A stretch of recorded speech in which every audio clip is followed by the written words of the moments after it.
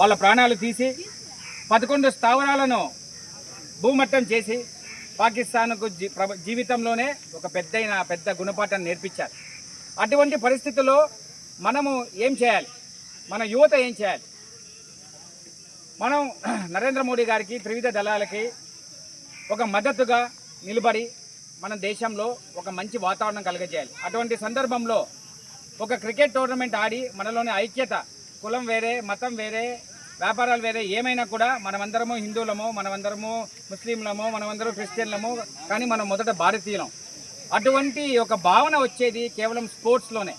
Sports ఆడేటప్పుడు ఎవరు కూడా బాల్ బ్యాటీని రన్ అంటారు, కానీ నువ్వు హిందువా, నువ్వు ముస్లిమా, నువ్వు ముస్లిం అయితే నేను నీతో బయటన్నరగా ఉండనని ఎవరు అన్నారు.